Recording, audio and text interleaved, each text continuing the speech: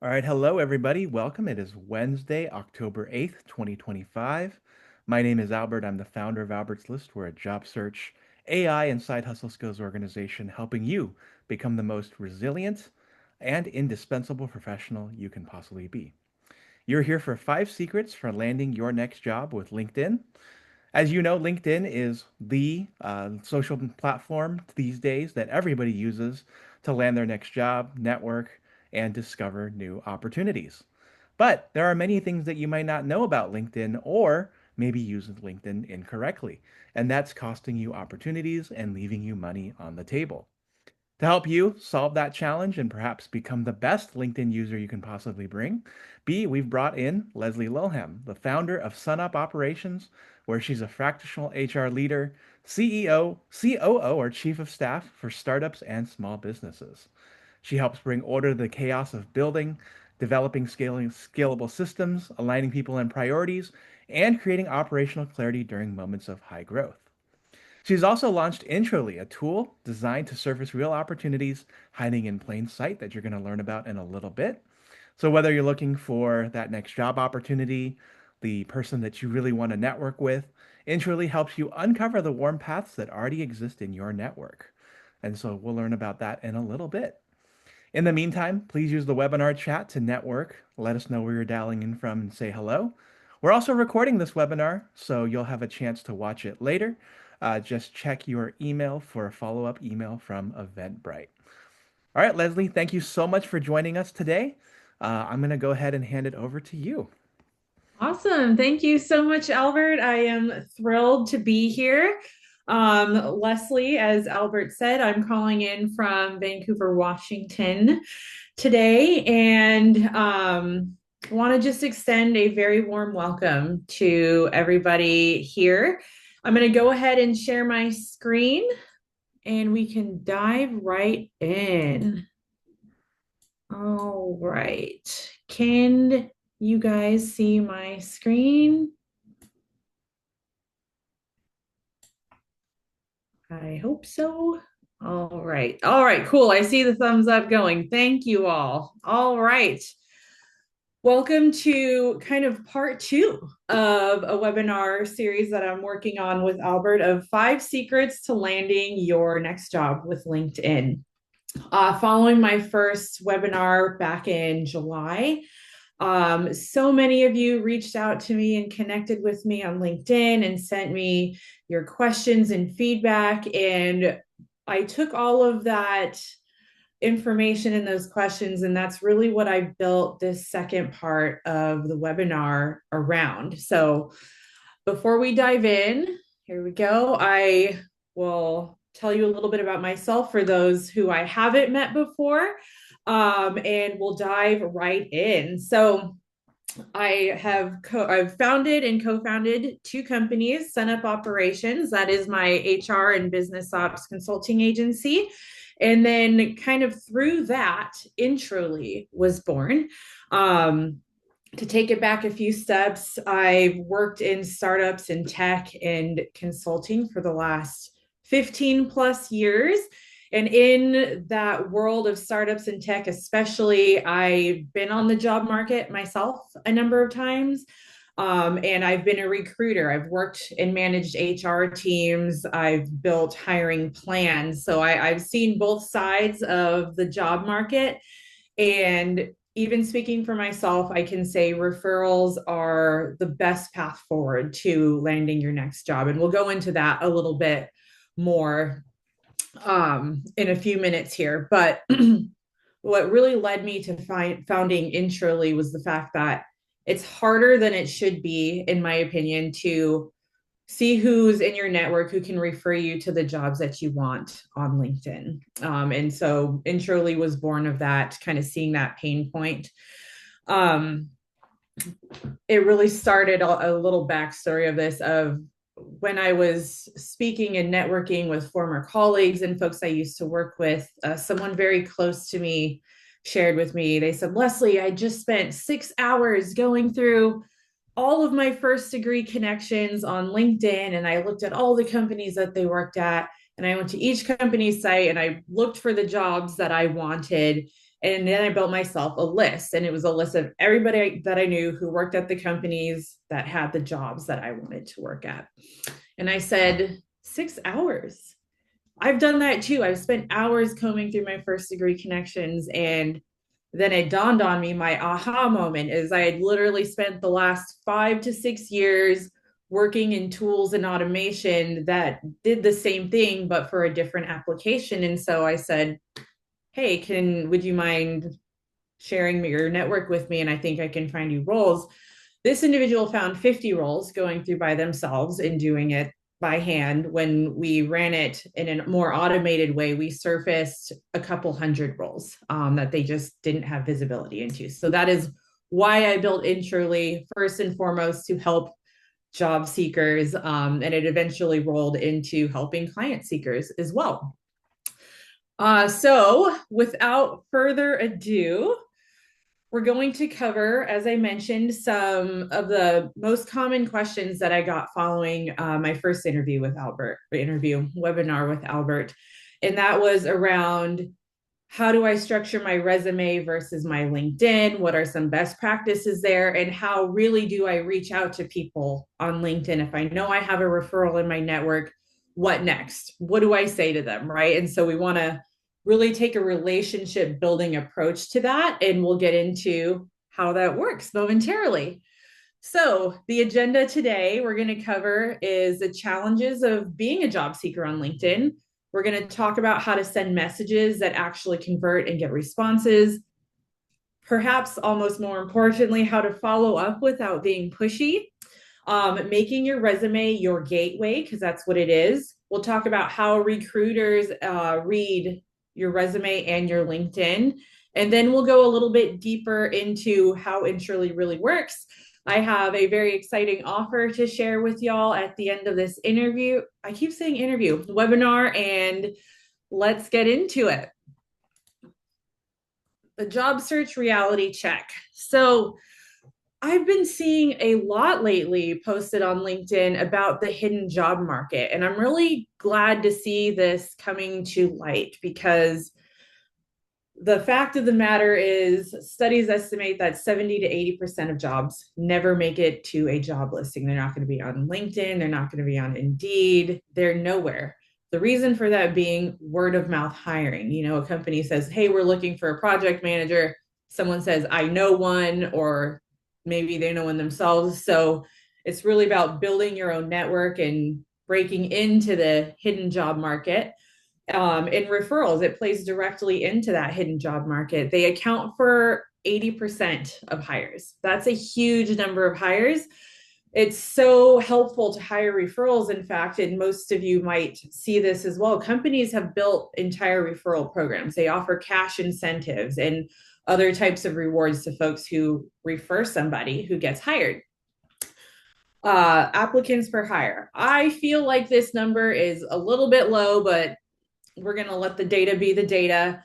We're seeing 200 plus applicants per role. I'm seeing numbers in the thousands myself, right? People are sending out a lot of jobs. A lot of people are applying. So how does one make their resume and LinkedIn stand out? And we'll also talk about, how do recruiters utilize their tools to find your resume when it's in a stack of hundreds or thousands. And referral hire rates, we don't want to gloss over that. 30 to 34% of referrals get hired. In opposition, 2%, 2 to 7% of jobs hire non-referred candidates. So there's real value there. And so how do we break into it? The challenge of being a job seeker on LinkedIn. And I know that the struggle is so real for so many of us. And it's hard to be seen, right? On LinkedIn every day, there are millions of people talking about their search for work, their posting. How do you stand out amongst those? It can literally feel like you're screaming into a void. So how do we position ourselves to get our profiles noticed and our messages read, right?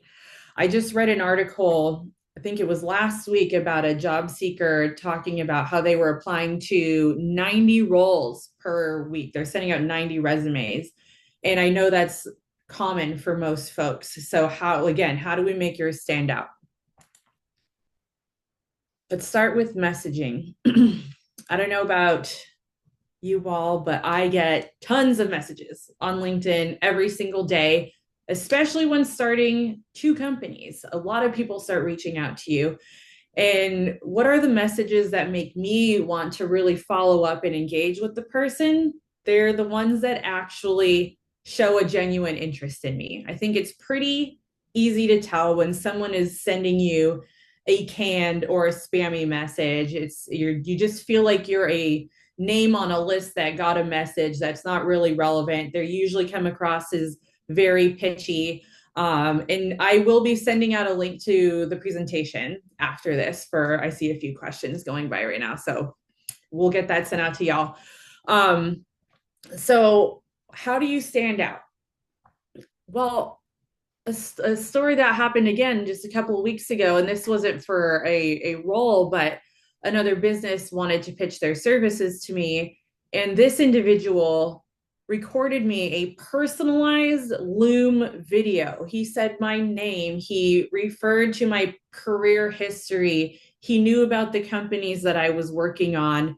That's the first time I've ever received a video introduction, and it kind of blew me away. I left watching that video saying, wow, this person really took the time to reach out to me. Now, what I'm not saying is you should go as far as making custom videos for everybody. But we can really zero in on the types of messages you're sending. You want to reference a mutual connection, a common interest, and start small. You don't want to ask for favors out of the gate.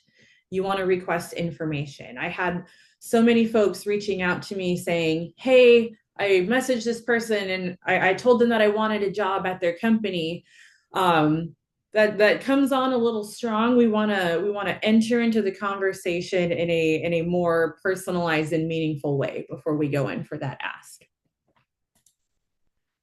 So, a couple of do's and don'ts, and I cannot emphasize this more. Sorry, I had a lot of caffeine this morning, and it's still apparently rolling around in my system.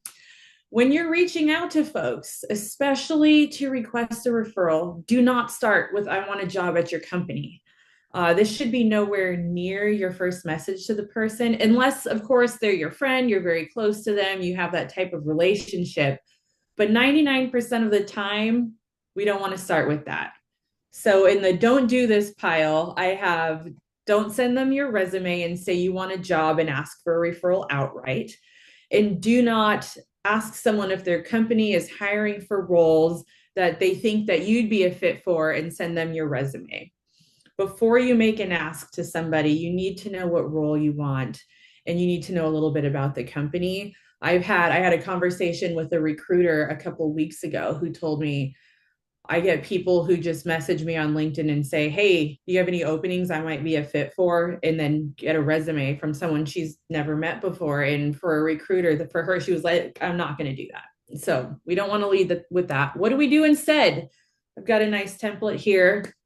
I use something similar myself when I'm reaching out to folks. I'm going to use my name as the example here. Hi, Leslie. I noticed you've been at Introleaf for 2 years and saw your recent post about the new product launch. Congratulations. I'm exploring some similar product management roles. What do you enjoy most about working there? You want to personalize every message every single time. This increases your chances of who you're messaging responding and getting you closer to that referral. Rule one about reaching out on LinkedIn, you want to get the person talking about themselves. And the best way to do that is by asking questions. So, how do you follow up? We don't want to be pushy.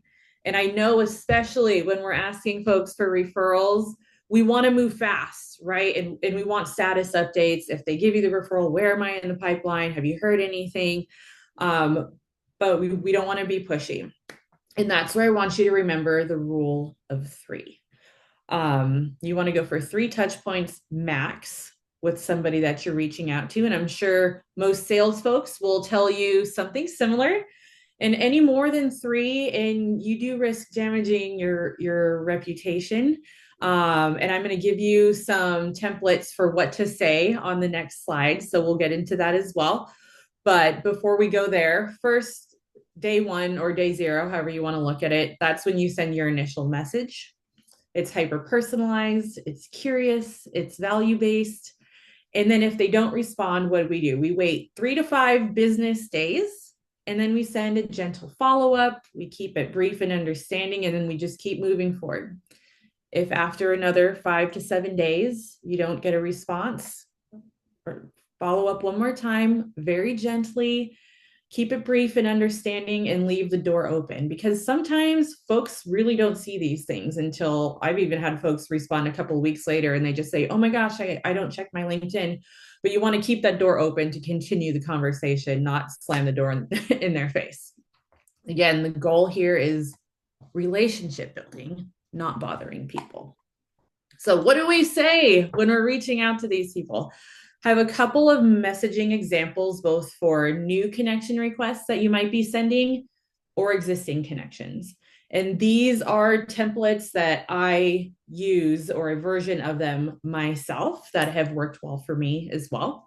So, first, we're going to talk about when you send a brand new connection request. And I know that some folks use LinkedIn Premium, some do not. If you're not on Premium, you only get about 5 connection requests with notes that you can send in the connection request.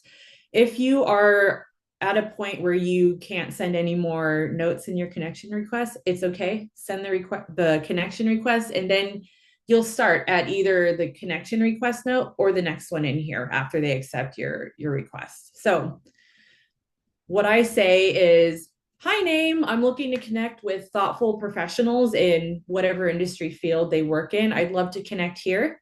And I leave it at that, and we'll see what happens. Usually folks accept the request if you put in a nice note and show that you genuinely want to connect with them.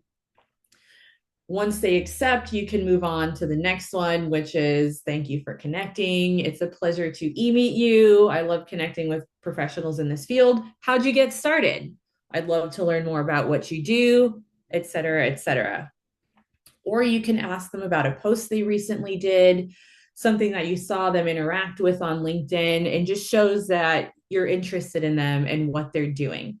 And that's a good way to get the door open. How do we go about this for existing connections? For me, what's worked very well has been, hey, so and so, it's been a while. I'd love to catch up sometime. And I leave it there. Usually they'll respond. We'll chat for a bit. Maybe we'll schedule a virtual coffee, whatever works best for them. And then, and only then, once the conversation has taken place, I make the ask about the referral program.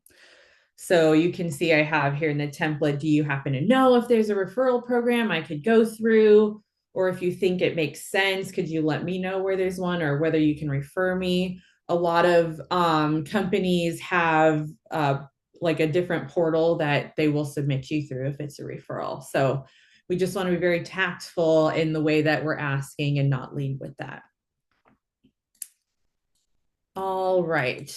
Oh, my screen froze. Hold on. There we go. All right. So, making your resume your gateway.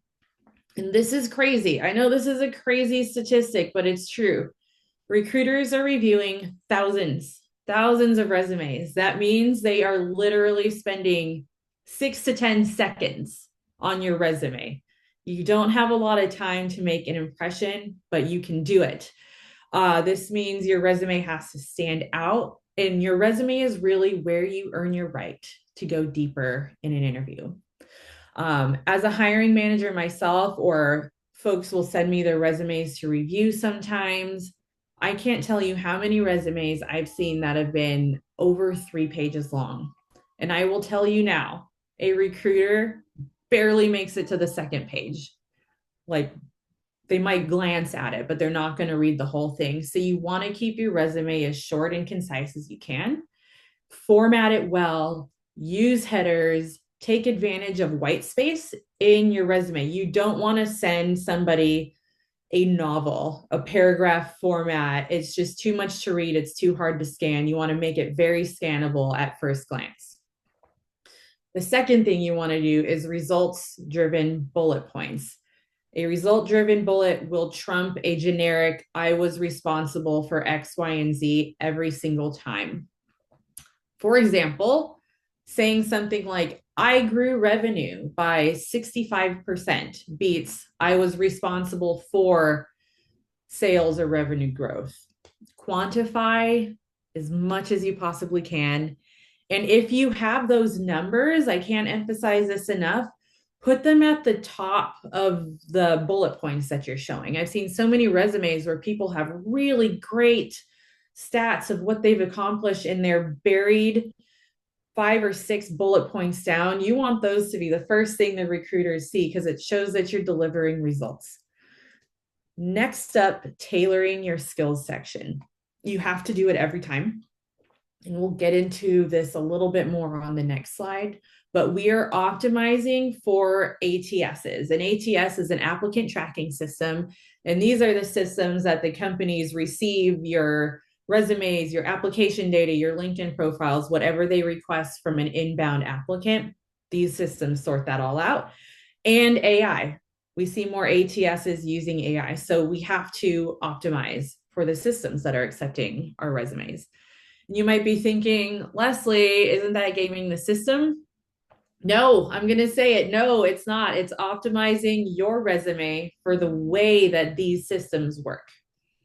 So let's take a minute to dig in on keywords. 1 second. All right. So we know companies are using sophisticated applicant tracking systems. I believe LinkedIn just a few weeks ago was saying how they use AI to help quantify and analyze applicants. So we want to work within that framework because they're filtering your resumes and your applications before any human eye hits your resume. So if your resume isn't getting picked up by these systems, you risk getting filtered out. It is like SEO for an ATS. Exactly. So keywords here are your lifeline. They're your visibility. So what do? You want to read the job description and pull out those titles, skills, and tools into your resume. If you did them, okay, I'm going to say don't lie on your resume, but if you did them, pull those in. For example, if the job description says project management, say that. Don't write managed projects, right? When someone's going in to search for that, they're going to look for project management. So you want to match those keywords as closely as possible. And furthermore, make sure those keywords are not just in your resume, but they're also in your LinkedIn profile. LinkedIn Recruiter allows you to search profiles by keywords as well. So recruiters, when they're doing like outbound recruiting, not just accepting inbound applicants, they're going to be searching for the same thing. So if you want your LinkedIn to stand out, you're going to want to do this in your profile. Hard skills beat buzzwords. So saying something like, I'm a detail oriented team player, that's super great. Every team needs that, but that's typically not what a recruiter is going to be searching for. They're going to be searching for the hard tools and skills that you need. I can do SQL, Salesforce, HubSpot, budget forecasting, agile project management, et cetera, et cetera. And this last one seems to be the one that gets most people because it's the most time consuming part. And I mean, it takes a lot of time, but it works, and customize every resume. Now, what I'm not saying is to rewrite your resume from scratch every time. That'd be ridiculous, but have your base resume ready. For myself personally, I keep a very long resume, and then as I'm applying to roles, I pull out what's most relevant and then throw in the keywords. You don't have to do this by hand. ChatGPT does an amazing job at this. I worked with someone this week and we made them 4 different versions of their resume for 4 similar but different roles, and specifically tailored the keywords to each one. And it was like a light switch. Like very quickly after sending out these new resumes, they started getting more interest from companies instead of sending one blanket, the same resume out over and over and over. So ChatGPT makes that very easy. You can upload a link to the job description. You can upload your resume. If you're uploading your resume to LinkedIn, please remove all of your PII, personally identifying information. Take out your name, address, where you're located, phone number if you have it in there. Just focus on the tools and experience. I'm always going to say that. Okay. So let's go on how recruiters read resumes versus LinkedIn profiles. If you think about your resume as the appetizer, right? It's the first thing that's going to get you noticed by a recruiter. Then your LinkedIn is the main course. Almost every recruiter is going to look at your resume and then immediately go to your LinkedIn profile.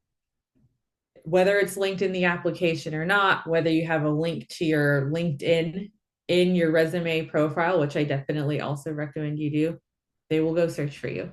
Whether they should be doing that or not, it's going to happen. This means your resume is your gateway. This is what's going to get you into the yes pile.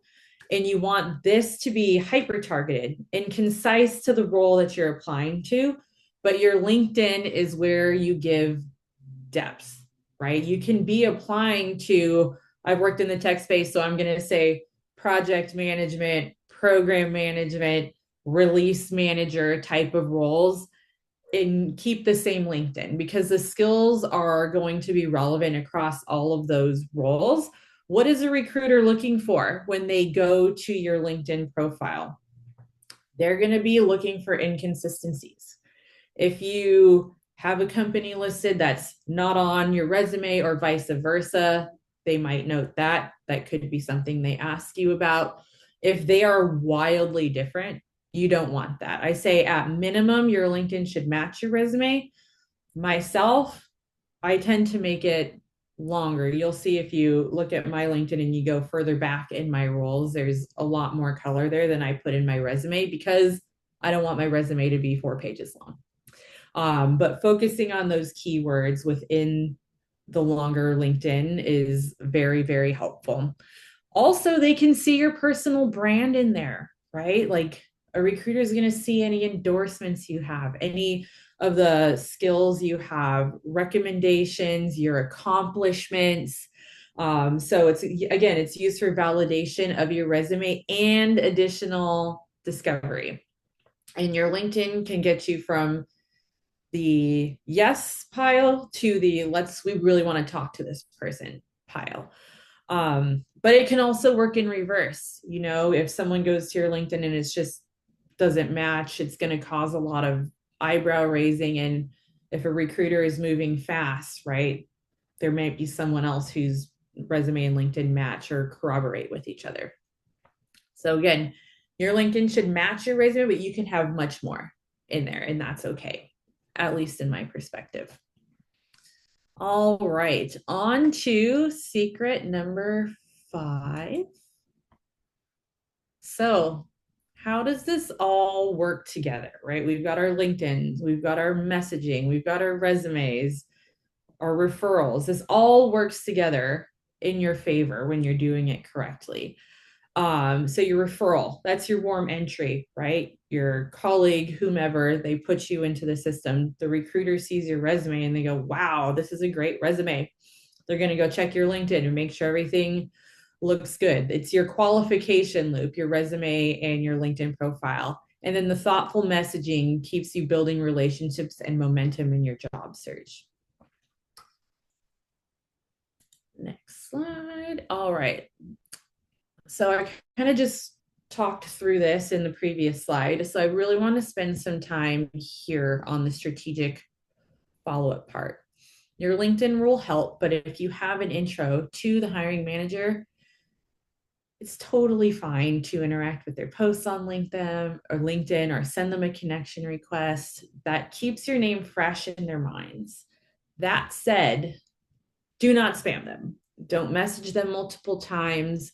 The goal is to be tactful and visible. So if you send them a connection request, you can say, "Hey, recruiter, just connecting you with you on LinkedIn. I've recently applied to the X role at whatever company," and then leave it at that. Or if they just posted something, you can drop a little comment in there that's interacting with the content of your post, of their post. If they posted something about something not related to the role, you can just drop a comment.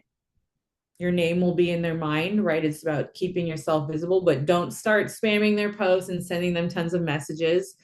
Um, and this stat down here blew my mind because the last time I did this webinar, referred candidates were 7 times more likely to be hired, and that has increased to 14 times. So referrals are huge.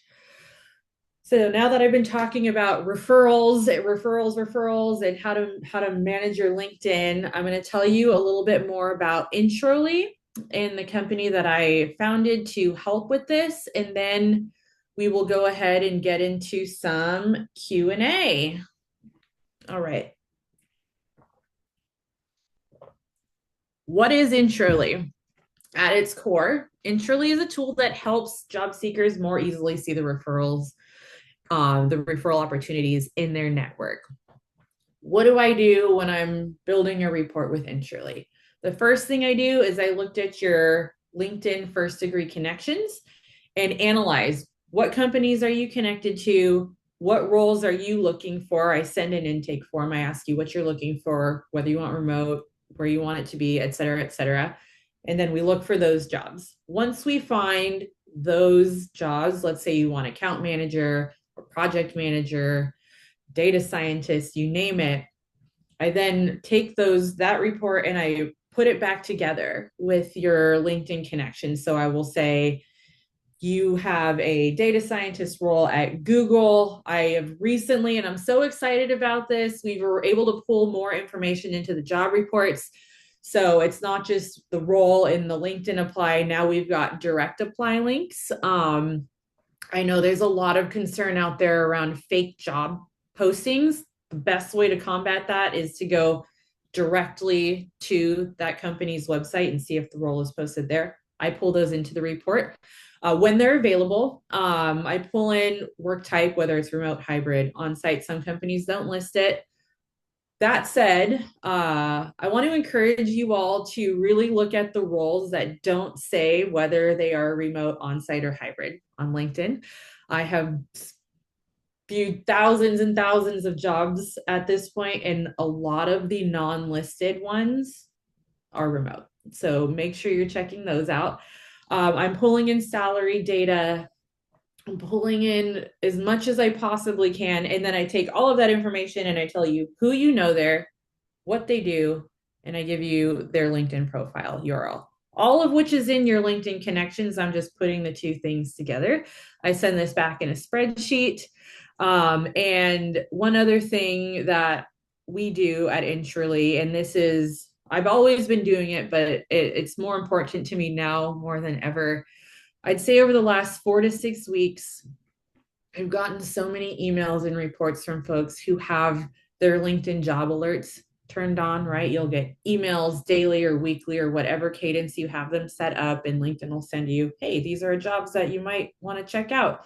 And they've been sending people closed jobs. And that is terrible. I filter all those out. In fact, the only way a closed job would be on an Intrally report is if the recruiter literally closed the job between when I send you the report and when you open it. So we really do our best to filter those out, because that one really bothered me that people were getting closed roles right now. Why it works, right? We know referrals work. Job hunting data supports it. And I just help you find that information quicker and easier. Another fun fact that I love to share is that most professionals only use 5% of their networks. What I do is I take a big bright light and I shine it on the other 95%. So I'll wrap up with a very, very exciting offer that I'm thrilled to share with you. Right before this session started, Molly Lowe, she is the CEO and founder of Lotus Mentoring. I told her I was doing this, and she said, I want to help the job seekers and give anyone who purchases a package a free 30-minute career coaching session with either herself or one of the career coaches on her team.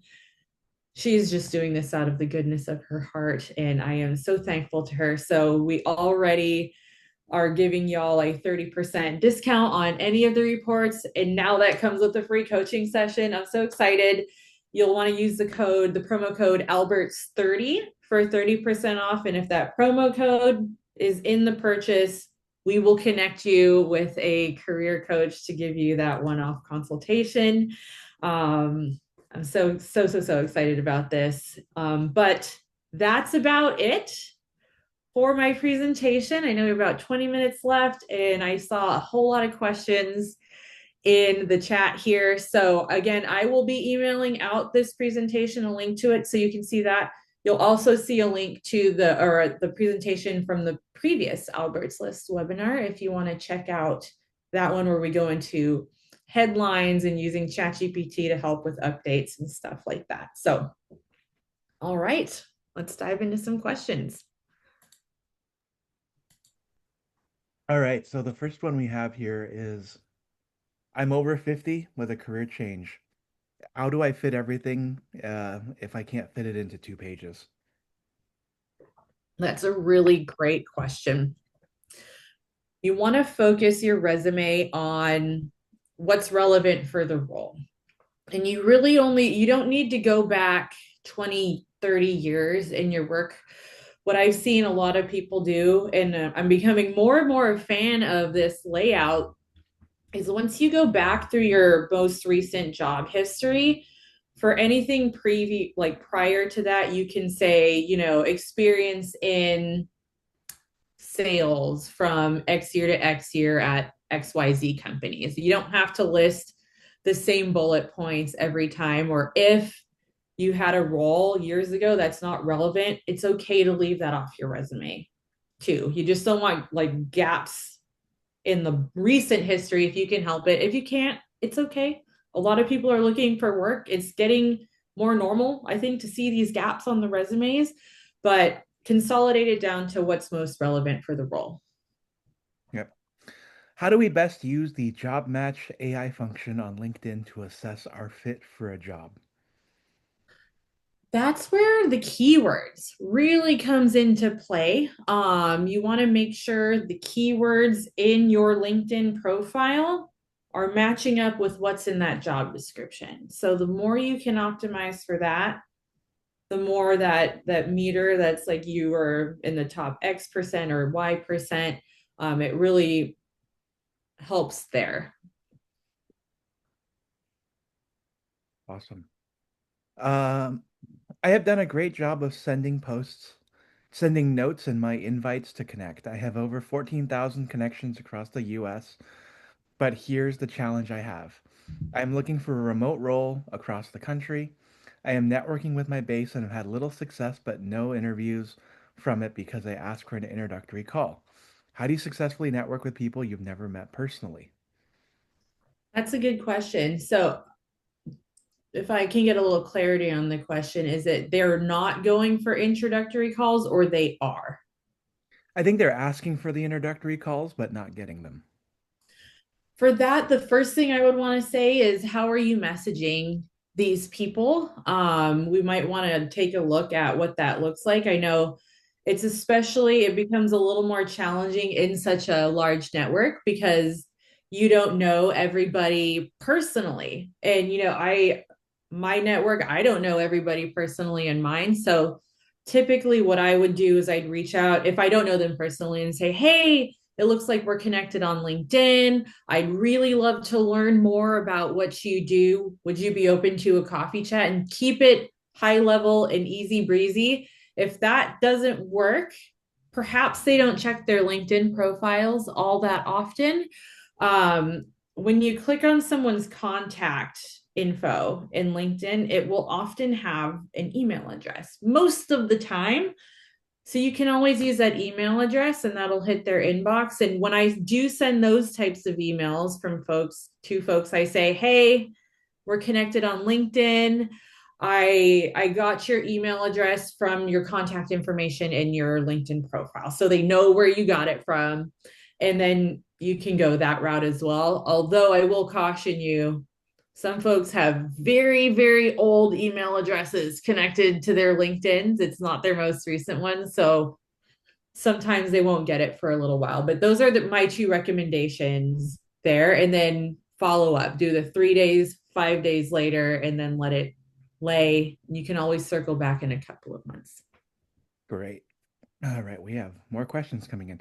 How far back should you go in terms of putting on dates and roles for fear of ageism? That's a great question. The first thing I'm always going to say to combat ageism, take your graduation date off of any education that you have. That combats ageism on both sides, whether you're very new to the job market or have been in the job market for a while. Take that off, and then really you don't have to share your entire career history in your LinkedIn profile or your resume. It's your prerogative what you include there.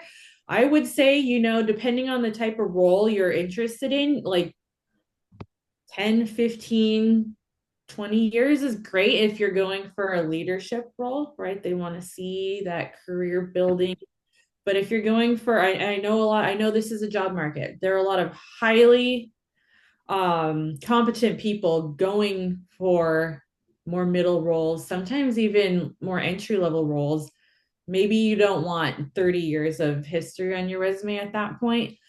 Just tailor it up to what you're applying to. I wouldn't take it all off, but you can certainly customize, your bullet points, and you don't have to go back for your whole career history. Let's see, another one. How do you keep your LinkedIn updated with all the different changes you do in the resumes for different roles? That depends on, I think, the the breadth of the roles that you're applying for. Most people are applying for roles in a similar-ish sphere. So for me, I'm going to use myself as an example. And I know I don't have all of my latest stuff in my LinkedIn. So this is a do as I say, not as I do moment right now. But I do a lot of work in HR. I do a lot of work in biz ops, and I've founded a company, right? And so HR and biz ops, they're different roles, but the Venn diagrams of these types of roles overlap. So if you're applying to project manager, product manager, release manager type of roles, that's all appropriate. That can all be in your LinkedIn. Now, if you're going for two roles that are very different, let's say you're going for like a revenue and growth strategist and also IT work, try to pick two things that are very far apart. In that case, I might recommend you kind of focus on applying to one at a time if you want your LinkedIn and your resumes to match. But again, if there's a little bit of a mix in there, I think that's totally fine. Awesome. What is your advice for somebody who's moved to a new country and hasn't found their community yet? That's a good question. I think getting plugged in when you're someplace new is always hard, especially as adults. Um, what I would say is find local networking groups. You're going to see job seeker groups, job seeker networking groups. You might see like networking speed dating where you just like meet someone Yeah. every 5 minutes. I do those too. I moved up to Vancouver, Washington, and I didn't really know too many people. I started just going to networking events and talking to people. So I'd recommend plugging in there to find some folks. And you can also do things that aren't targeted to jobs centered around your interests. If you like crafting or coffee or wine or whatever, find groups of those people, plug in, and they can also help point you in the direction of where folks are going for jobs, how people are meeting people, et cetera, et cetera. Awesome. I've adjusted my resume with job titles that match the industry of the job I'm applying to without misrepresenting myself. How do I handle that on my LinkedIn profile? If you're not misrepresenting yourself, I would go ahead and update those titles as well. Okay. I've got a few questions in here that I think are really relevant around job posting and job posting times, right? So when people are applying within minutes of seeing a LinkedIn post, how does waiting for days for a referral impact chances? And let's say also X company opens up a new role today and I want to apply for it. By the time I get a referral, the job posting already has 400 applications. How do I make sure I apply for a role with a referral and be an early applicant? Is this possible? That's kind of where we want to rely on the network building part of it. And I know even in my last webinar, I'm like, if you see a job, go apply to it as quickly as you can, because as soon as those jobs are going up, they're getting taken down, right? There's too many Yeah. applicants. So I would say if you can't get that referral and you really want to apply to that job, apply and keep working on the referral, because they can always say, hey, wait, I know Albert. I definitely refer him over, and they can kind of put you in a different flow, but don't wait weeks at all because the job might close. I would say you have days, but that's why you want to be regularly engaging your network, so when a role comes out, you can go, I'm just going to use you, Albert, as an example, because now you're Sure. you're on my screen. Like, hey, Albert, I saw your company released a role. Like, can you put me in the referral pipeline? Yes, Leslie, that's great. We've been chatting this whole time. Makes it very easy. Yep. And have you shown the audience how you can use there's a link and there's something that you can manipulate in the URL of a LinkedIn job post, or rather a LinkedIn job search to show that a job has been posted however many seconds ago. Have you seen this one?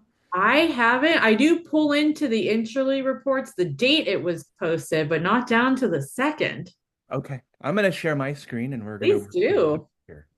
So I think everybody should know this one. And I want everyone, if you don't leave with anything today, that this is at least one thing that you leave with.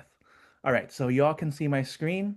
If you go into the jobs area and let's say I'll just be looking for a product marketing manager role. If you go up to date posted, and let's say you go to the past 24 hours, what you'll see in the URL is this thing that says 86,400. 86,400 is the number of seconds that are in a day, I believe. 24 times 60 is, I believe that is the right answer, 86,400. So if you want a job that has been posted in the last hour, what you're going to do is you're going to go ahead and, or if you want it in the last 30 minutes even, you basically multiply 60 seconds by 30, and I think that's 1800, right? And so you press enter, and clearly there has been no jobs that have been posted in the last half hour. But let's say you want to expand that and say all jobs posted in the last 5 hours. You type 3000, and I'm still not seeing that. Okay. All right. This is supposed to work. Um, let's see. Let's just do, I don't know. Uh, well, maybe there is something. 60 times. Maybe it should be that. 7 hours. Okay, right. So all product marketing jobs posted in the last 7 hours. And so you can, or however many is 42,000. It's smaller than 86,400, right? So this is all jobs posted in the past day. And so this would allow you to basically find all the jobs that have been posted in the last day based on what you see in the LinkedIn URL here. So that's my little contribution to today's webinar. That's a great tip. Yeah. So yeah, that'll let you get ahead of it if you want to see it. Yeah. Okay. Let's see. Is there a way to turn the new AI job search on LinkedIn into a daily email alert? For the classical search, there is a button to do so, but I have not found it for the AI search. Oh, I don't know the answer to that question off the top of my head. Okay, we can figure that one out. For clarity, should we place careers from 15 years ago on our resume? If it's relevant, yeah, absolutely. If it's not relevant, no. I don't think it's not as important to like show how long you've been working if you've been working for 15, 20 years, but if that experience is relevant, absolutely put it on there. But if Hmm. your resume is getting quite long, consolidate it a little bit, make it a little bit shorter so it's easier to scan. I don't think a recruiter is going to be like, you didn't remember every single detail of the job you did 20 years ago. Hmm. To keep my experience on my resume linear in time, I placed adjunct positions under a separate leadership section. How would I translate this to my LinkedIn profile? So this Can you person's repeat that? in education and they are trying to come back to private sector. Gotcha. You I think if you're organizing it in your resume, we're right, you can kind of break things out into their own bespoke questions. LinkedIn, at least as it relates to job history, is kind of more timeline view. You might just want to more explicitly label that, but to my knowledge, they may have changed something. You can't really order things around unless maybe you played with the sections in your LinkedIn profile, which I think you get a little bit more customizability there. If you're on a LinkedIn premium account, you might explore that option. But if it's in chronological order on your LinkedIn, but it's a little bit more called out in your resume, I think that's fine. Just make sure it's clear. Yep. Awesome. And then let's see here. There used to be a rule that said that you don't want to be the first person interviewed or the last. The first becomes the measuring stick, and I don't know why you would want to be the last. Is this still true? Very HR question. That is a very HR question. I mean, you can't really control if you're the Mhm. last person or the first person. Now, I will say the first, if it's an, we'll call it an evergreen role or a role that a company is constantly hiring for, and sometimes Yep. they hire a lot, then they stop and they go back. That hiring machine is well oiled. I wouldn't be as concerned about being the first or last person in there. It's a brand new role at a company. This is the first role they're hiring for. Sometimes, yes, the first person is the best person, and you kind of start comparing, like, oh, if they were really good.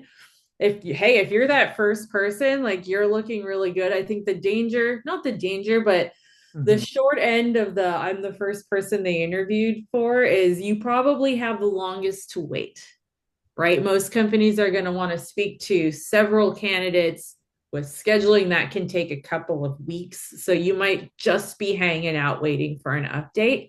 I think what I would be more concerned about myself is decision fatigue. Um, Interviews, even when you're the one doing the interviews, the ones that happen earlier in the day tend to be go a little bit smoother. You're not tired from talking to 8 people in And a you don't want to be meeting with someone right after lunch or on a Friday or, right before. exactly. Now, take Yeah. advantage of that as much as you can. But if they only give you one slot to interview and it's 4 p.m. on a Friday and that's what you got, take the slot. But if you can schedule them earlier in the day, earlier in the week before everyone has Friday brain, I would definitely recommend you do that. Yep. How can I identify and connect with the right people who are worth investing my time in? Those who might be able to refer me for opportunities. That's where you're going to want to do some searches on LinkedIn. Go search for people at companies you're interested in or who work in industries you're interested in. If you don't want to connect with them right away, go follow folks. Look for folks who are actively posting like thought leaders in their spaces.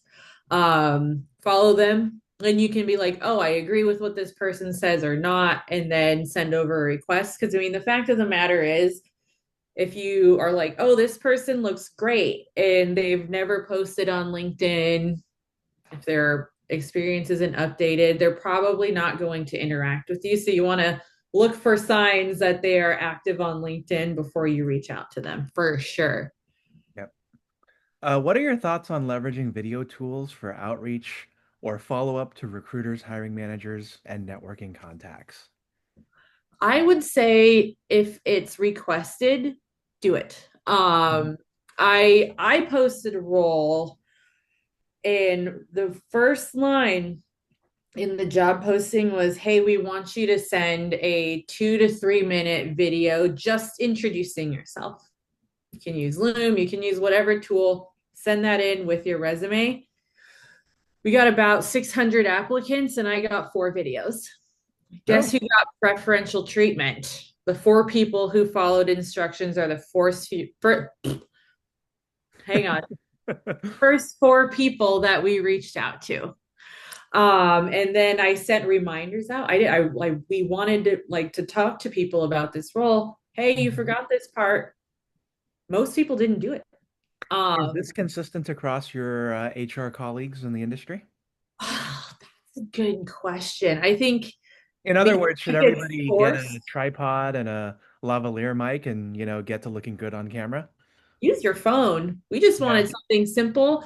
And it was like a use your own tools. Some companies and another company I've worked at in the past, they did video interviews because had so many applicants. It was like turn on a camera and answer these questions. People did it. It just felt so impersonal to me. I really like talking to people. Yeah. But when it was a forced part of the interview process, people did it. But I mean, putting yourself on video is a vulnerable and scary thing sometimes. But Mm. if they want you to do it, do it. Don't skip that step because most people will. So you might just get yourself to the top of the pile by following instructions. Mm. If I've taken a part-time role in retail until I find a new full-time role, is that something I should add to my LinkedIn? I would say your prerogative. It depends on what types of roles you're looking to apply to. But I've been having this conversation with a lot of people lately who are taking part-time roles or roles kind of outside of what the norm is. Hmm. Hey, if you don't want that on your resume or LinkedIn, don't put it on there. It's fine. Yeah. Let's see. For writing heavily influenced AI posts on your LinkedIn, what is the balance between good, fast research and authentic human-sounding voices in your writing without writing something that makes it sound like it was straight from a prompt? That's a great question. Uh, my cheeky answer here is delete all your M dashes immediately from your copy. Yeah. That's a telltale. I mean, I used to use M dashes like non-ironically, and now I just Right. Yeah. take them out. Um, I've also trained my chat GPT to write like me. So I've put in writing samples and I've actually dialogued with my chat GPT. If you don't want to write everything out, ask it to ask you a bunch of questions and it'll learn your tone. And then you can say, write this in my tone. Is it gonna nail it every time? No, it's still a robot. It still can get a little too far in one way or another, but you can tell ChatGPT to play with tone. Um, Perplexity does great for writing as well. If you're like, this is clearly ChatGPT, try out Perplexity. I was like, wow, this is so much better. But you can train them to sound like you. Yep. Hit Oh, all that's the a good one. emojis too. I You know, know, right? Look at that. Yeah, if everybody likes what Leslie's been saying, hit the love, the thumbs up. We love seeing emojis in these webinars. thanks Um, everyone. yeah. Here's a good one. This is old school. Is it okay for a job candidate to go in person to a potential company and drop their resume at reception? Because the candidate maybe realized that the company has gone through hundreds or thousands of resumes, but the manager has no personal connection with each resume. Does it look too desperate to put your physical presence to the company so that the job candidate has a chance to get their resume reviewed? Or will the company somehow appreciate it as being proactive? This is Think, something my parents did. yeah, that's, you know what? I did this way back when I was searching for my first job. Not to age myself at all, but this depends a lot. Okay. If you're looking to go into food service or retail, something, an in-person type of company where folks are walking in the doors every day, I think totally fine to drop your resume off. I've actually heard stories of people doing that, walking in and like getting hired on the spot. Wow. Like it, I'm not going to say it happens all the time, but I have recently heard stories of that working, especially in the food industry. In the tech industry, I would not recommend you stroll into Google and hand them a resume, unfortunately. Um, it's you don't know if it's going to go anywhere. It's on paper, it's all digital, it's all tech. So I would definitely go the online route for companies that don't have a regular in and out of the business place customer. What am I trying to say? Customers aren't just going in and out. Yeah. Personally, if you try and it works, though, let me know. What if you drop off donuts or something like we've seen in some memes? I love donuts. That's an easy way in my heart. Yeah. The voodoo And hard donut. to do if you're remote, right? It's not like I can, I guess, UPS donuts to you overnight. Right. Yeah. And like food, people be like, what's it? I don't know who sent this. Yeah. So I would say pass if it's like a tech company, all the way if customers are walking in and out the doors like regularly through the course of business. Yep. Try it. Yeah. All right, we made it through all of our questions. Are there any other questions remaining? We love your questions and we want to help you make the most of LinkedIn for the remainder of the year. Although I may also ask Leslie to come back too before the year is over. So I would you love might to. not have seen the last of her yet. I would love to. I love answering questions too. So I see a bunch of you have already sent me LinkedIn connection requests. Yep. Keep them coming. I'll send out an email. You'll have my email address. Always happy to answer questions anytime. Oh, here's another one. If you apply to multiple jobs in the same company, will they reject resumes that are not consistent because you customized for different roles? That depends on the company. I have a job seeker in my life who applied to multiple roles at the same company and heard back from a few of those roles. Great. That company doesn't care. The same person went the referral route for another company, and his referral said, did you apply for multiple roles at this company? And he said, yes, I did. And he said, oh, they don't like that. Hmm. How do you know? There's no way to know. I say if you find a job, multiple jobs that are interesting to you, go ahead and apply. Most of the times an applicant tracking system is gonna flag that you've applied for multiple jobs. Sometimes the hiring manager's gotta duke it out and if they think you're great. But I can't tell you with any degree of certainty because some companies don't care at all, and apparently some do. Yeah. Uh, is it easier to get a job at a Canadian company than a US one? Hmm. I don't know if you live in Canada, maybe.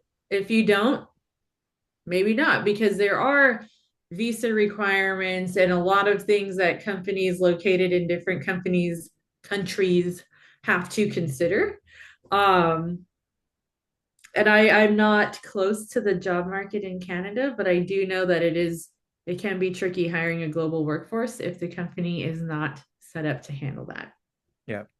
There doesn't seem to be a lot of tractions on employee referrals. Can you provide any success stories related to employee referrals? Ah, I got yeah. my current job via employee referral, and it was off Albert's list, my Facebook group too. Wow. So I there's a success story. Yeah. Let's see. I'm pulling up my LinkedIn just so I get this number accurate. One, two, three, four, five, six. Six of my career jobs have been via referral out of like eight. If you don't, I'm not counting my two most recent companies because I started them myself. Awesome. All right. What is the general feedback from recruiters, hiring managers related oh, okay, let me start over. What is the general feedback from recruiters and hiring managers related to cover letters? Um, let's start with that. What do you think about cover letters these days? I think, I mean, honestly, I hate writing cover letters. I don't know a single Do you human. read them? I scan them. I You will scan scan them? them. If they're, what I will say this is this, a cover letter, I'm going to scan it just like I do your resume. If it's bad, like I might think twice, but in my experience, unless we specifically were looking for something in a cover letter. In my experience, it's not necessarily going to help, or it's not going to help if you don't put one on there. Usually, as a hiring manager, I don't particularly care, unless it's poor grammar, not written well, doesn't make sense. But most cover letters, they're very formulaic. They all kind of say the same thing.